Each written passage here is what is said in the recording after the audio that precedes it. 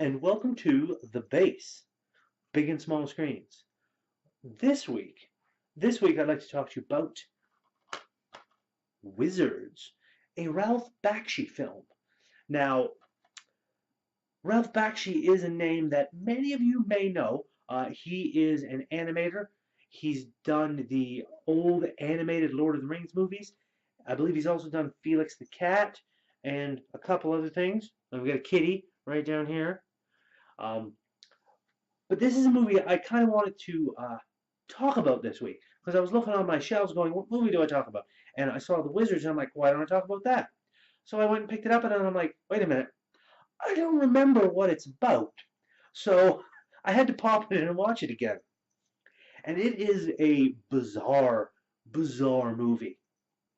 Um, it's basically the world ends up destroying itself, sort of.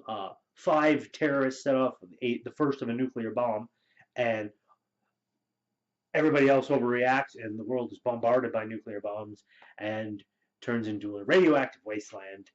And about 2 million years later, um, by the time the radiation dies down, according to the movie, 2 million years later, um, there's like all these mutants, and then elves and fairies and dwarves start reemerging, and you've got magic and technology.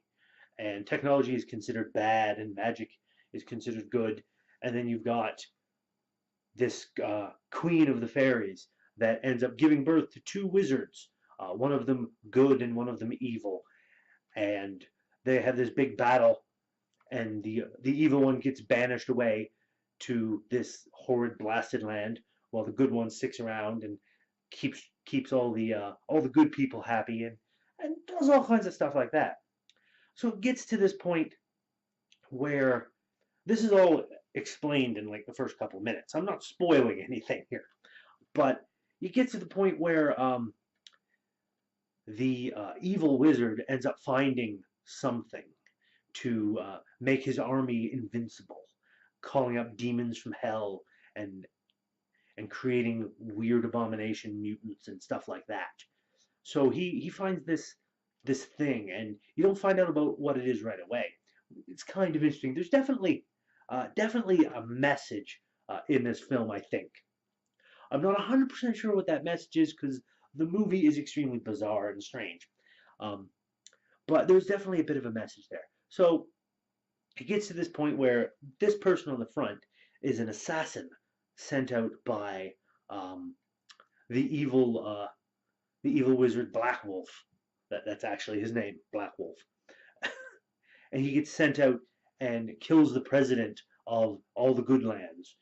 And then he gets transformed by the good wizard who manages to uh, work a little magic, work a little persuasion, and get him helping them.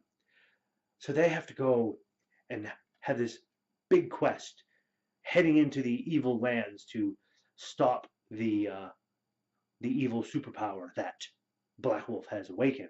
And what the superpower is, this is going to be your spoiler warning, okay? Right here, spoiler warning. If you don't want to know what's going to happen from here on out, please don't watch anymore. Go watch the movie Wizards first. I'm sure you can find it somewhere. Might even be on Netflix.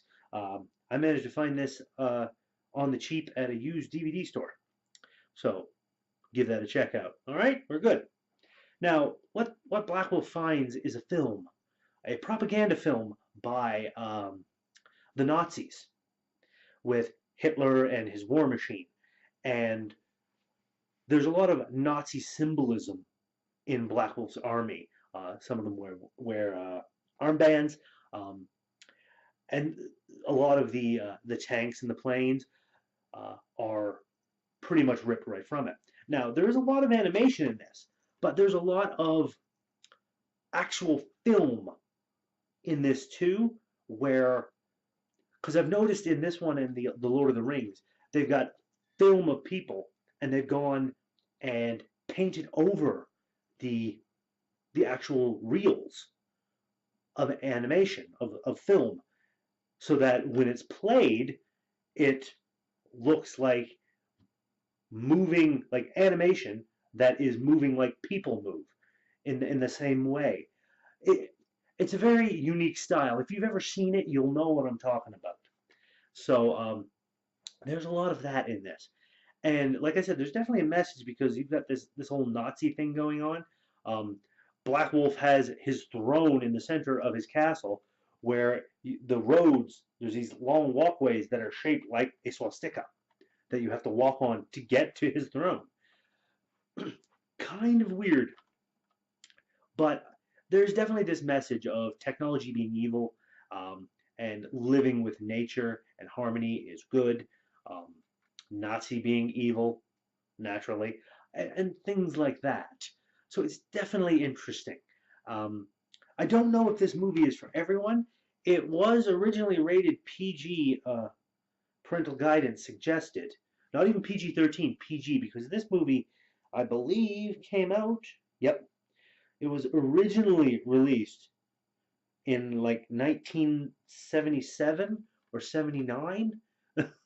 This was quite a few years ago that this particular thing was released. So, like I said, it may not be for kids. I would at least wait until you're like 18 to watch this movie. Just saying, kiddies. But if it's up to your parents, it's up to your parents. I'm not gonna babysit anybody. Uh, but it's definitely worth checking out.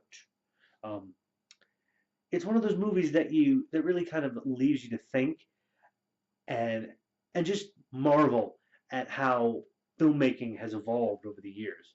Um, but if nothing else, to give you a glimpse into the mind of Ralph Bakshi.